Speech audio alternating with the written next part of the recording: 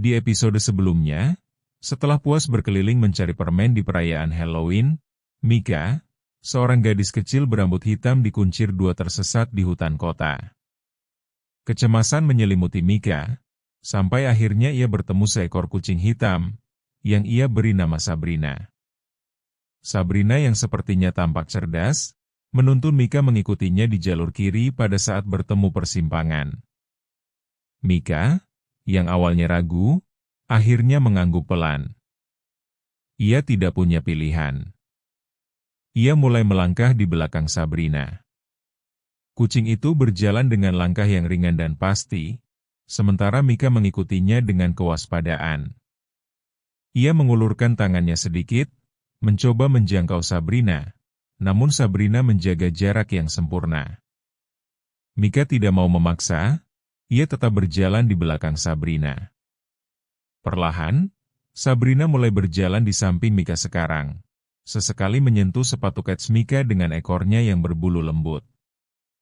Sabrina tampak seperti pemandu pribadi.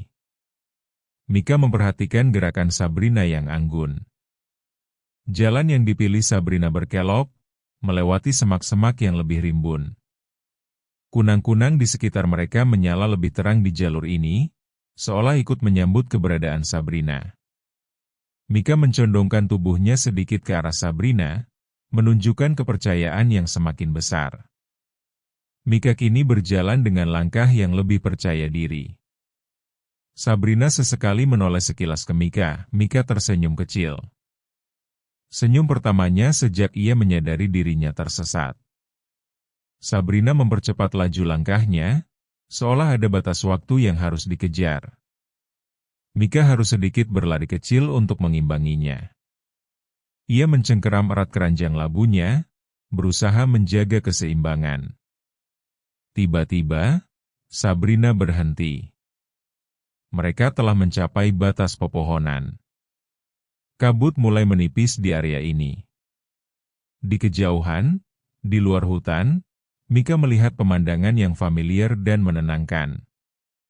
Lampu-lampu kota yang berkelip dan, yang terpenting, jalanan kota Pumpkinville telah terlihat. Mika melangkah ke depan, lalu menoleh ke belakang, ke Sabrina. Ia mengulurkan tangan namun Sabrina hanya menatap. Kucing itu telah memenuhi janjinya. "Kau akan ikut denganku?" tanya Mika. Sabrina hanya diam. Mika tersenyum. "Terima kasih telah membantuku," ucapnya tulus.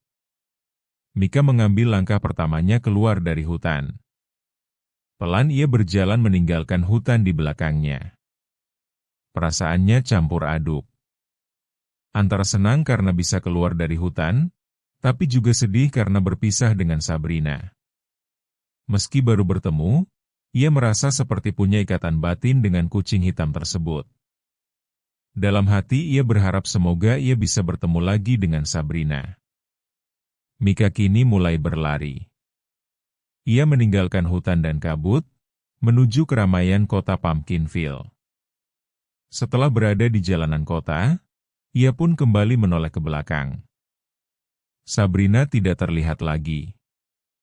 Yang tampak hanyalah cahaya bulan purnama yang bulat sempurna menembus sela-sela dahan, menciptakan panggung perak di atas hamparan rumput yang luas.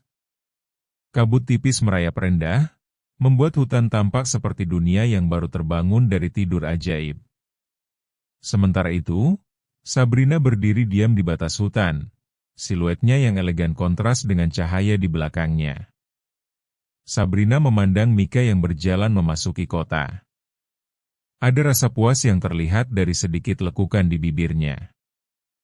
Hari ini tugasnya sudah selesai.